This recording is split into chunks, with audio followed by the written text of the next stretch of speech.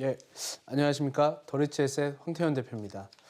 항상 어떤 부동산을 투자할 때는요, 그 부동산에 대한 잠재적 가치를 봅니다. 그 잠재적 가치는 네 가지 정도로 평가해 볼 수 있는데, 지역과 그 지역에 해당하는 매물, 그리고 그 매물에 대한 어떤 수요와 공급, 그리고 전반적인 그 지역에 대한 흐름, 이 네 가지를 분석합니다. 그랬을 때, 장기적으로 어느 정도 좋아지겠는가, 또는 지금 시점보다는 좀 더 가격이 오르겠는가, 우리가 이런 것들을 좀 보고 판단을 합니다. 그런 값어치가 있는 곳들이 어디 있는가에 대해서 항상 고민하고 찾아보고 있습니다. 그리고 그 찾은 것들을 우리 시청자분들께 제가 안내를 좀 해드리고 그 정보를 드리는 시간을 짧게나마 가져보고 있습니다.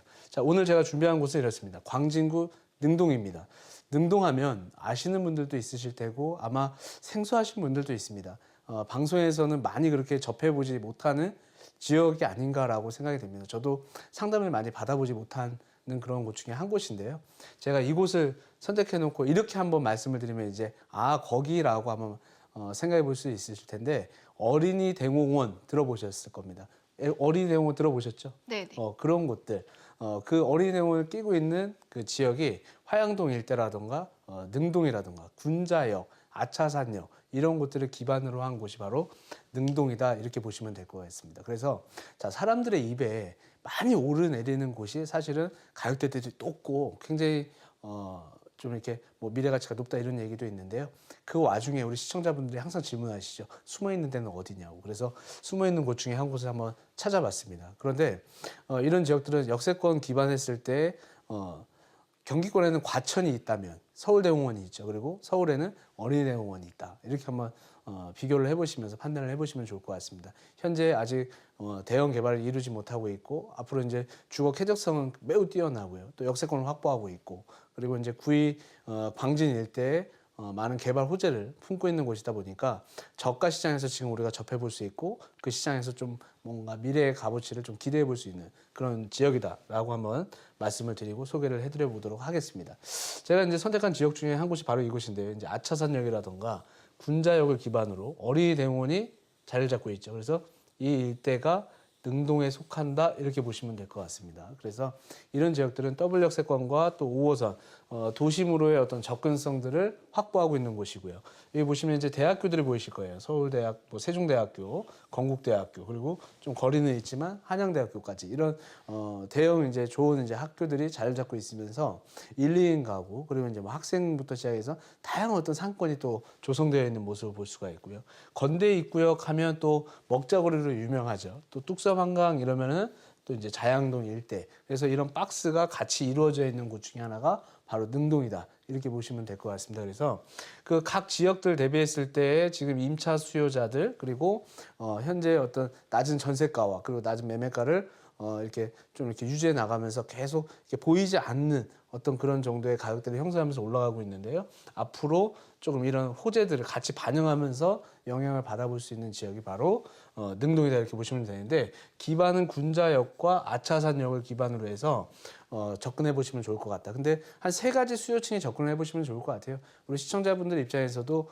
임대료를 받아서 생활하셔야 되는 분이 있을 것이고요.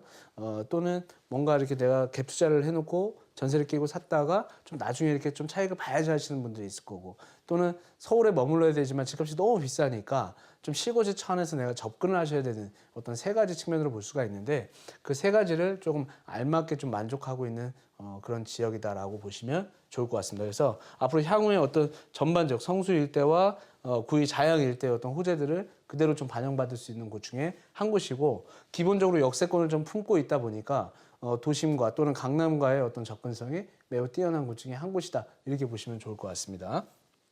자, 그럼 이제 이 안에 어떤 호재들을 좀 놓고 볼 수가 있는데요. 지점 포인트를 보면 군자역과 아차산, 그리고 건대입구역하고 구의역을 기반으로 한 역세권 개발 및 또 이렇게 구의 자양에 대한 어떤 균형 발전 촉진 지구로 하고, 또 건대역 기준했을 때 뭐 의료라던가 또는 이렇게 다양한 어떤 일자리들이 좀 증가되는 부분, 화양 군자까지, 그리고 구의 지금 이렇게 보면 성수 같은 경우에도 이제 R&D 이렇게 이야기를 하고 있는데, 산업 뉴타운이라는 표현을 제일 많이 씁니다. 그 안에서 이제 만들어지는 부분인데 IT 바이오 그리고 R&D 이런 쪽에 있는 어떤 산업군들이 이쪽으로 좀 많이 들어갈 가능성이 있고, 만들어지면 이제 업무 지구가 이쪽으로 만들어진다고 봤을 때 주거 지역은 요쪽과 요쪽으로 좀 형성이 돼서 저가주택으로 상승을 기대해 볼 수 있는 어떤 효과들. 그래서 별표를 치셔야 되면 군자역 기반, 아차산역 기반에서 지금 현재 우리가 좀 집중을 해서 좀 찾아보신다면 장기적으로 봤을 때 조금 내가 생각하는 투자 비용 자체가 그렇게 많이 들어가는 지역이 아니다 보니까 좀 가볍게 들어가서 약간의 차익도 좀 노려볼 수 있고, 또 임차 수요는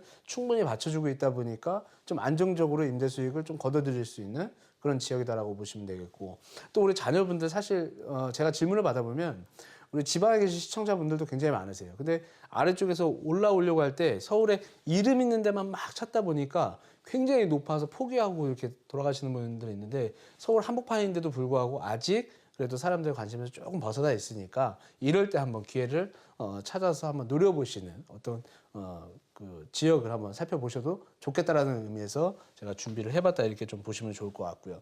자, 이 일대도 보면 지금 현재 구의역 일대에서도 지금 위쪽으로 아래쪽으로 좀 받쳐주고 있는데, 보시면 빨간색 땅들이 이렇게 보이실 거예요. 지도상에 이런 상업 업무 지구가 상업 복합해서 이제 올라가는 부분이 있기 때문에 그런 지역들로 일자리 창출, 그리고 1인 가구 수요자, 2, 3인 가구 수요자가 계속해서 꾸준히 증가할 수 있는 어떤 환경을 가지고 있다, 이렇게 보시면 좋고, 여기서 사실 조금 먼 거리감은 있겠지만 아래쪽으로 다리 하나만 건너면 지금 이제 송파, 그 롯데타워라든가 잠실 기반에서 그런 효과가 전반적으로 지금 돌고 있거든요. 그래서 같이 가격대 형성하면서 위쪽으로 같이 밀고 올라가는 그런 현상이 앞으로도 꾸준히 이어질 것으로 판단이 되는 곳 중에 하나가 바로 이곳이다, 이렇게 보시면 좋을 것 같고, 지금 뭐 동서울 터미널 같은 경우에도 조금 이렇게 지금 이 역세권들 기준에서 제가 지금 말씀드리는 바가 역세권 기준에서 좀 가는 방향도 있고요. 터미널들도 이제 어떤 호재들을 가지고 있는데, 뭐니 해도 지금은 일자리가 많이 생겨서 그 안에 1, 2인 수요자가 들어오고 그 1, 2인 수요자에 맞는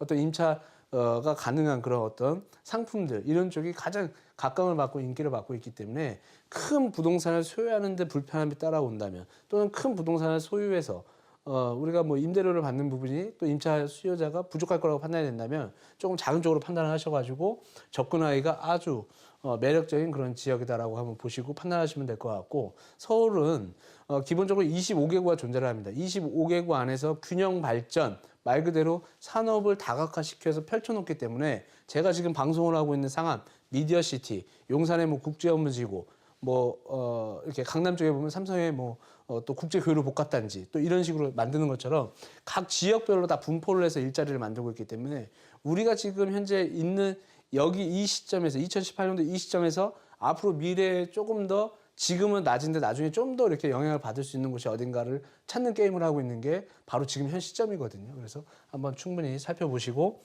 접근을 하시면 좋을 것으로 판단이 되고요. 중요한 것은 이제 포인트 부분입니다. 이런 것들은 제가 앞에서 역세권을 좀 강조해드리고 많은 것들을 했지만 사실 사통팔달이라고 하죠. 교통의 메카입니다. 뭐 버스를 이용한다거나 차량을 이용한다거나 했을 때 서울에 어디로 접근을 한다고 하더라도 접근성이 매우 뛰어나다 보니까 기본적 임차 수요와 투자 수요, 그리고 실질적으로 이렇게 생활을 하려고 하는 그런 일자리들과 함께 이렇게 좀 맞물리는 좀 편의성이 되어 있다, 이렇게 보시면 되고, 교육 환경이라던가 공원, 우리 공원 끼면 좋다고 하잖아요. 그런 것처럼 과천에 서울대공원이 있는 것처럼 이쪽은 어린이대공원이 자리를 잡고 있어서 언제든지 그냥 내 집 앞마당 마냥 사용할 수가 있는 상황이고, 여기서 사실 거리를 조금만 이제 와준다고 했을 때는 뭐 뚝섬 한강공원이라든가 이런 것들도 자리를 잡고 있다 보니까 교통의 편의성, 그리고 살아가는 거주의 편의성, 그리고 나의 직주 근접이라고 하죠. 직장과 가깝게 맞닿아 있는 주거시설이 형성되어 있는 곳, 이런 장점을 가지고 앞으로 개발, 이렇게 좀 이렇게 가치가 상승될 걸로 판단이 된다, 이렇게 보시면 될 것 같고요. 지금 현재는 군자역 같은 경우에도 역세권 개발의 어떤 표본이라고 볼 수 있는데, 그런 역세권 개발이 앞으로 계속해서 진행될 부분이 있고, 또 제가 이제 방송, 우리가 이제 연말 다가오고 있는데 2018년도 초반이죠. 1월 뭐 이런 때 보면 서울시 생활권 계획에 대한 이야기들도 제가 많이 해드렸어요. 근데 서울시 생활권 계획의 어떤 기반으로 한 개발 방향들을 좀 보시고 살펴보시면 좋은데, 지금 2018년도 이후는 절대 철도, 역세권 이런 것들을 좀 놓치시면 안 된다.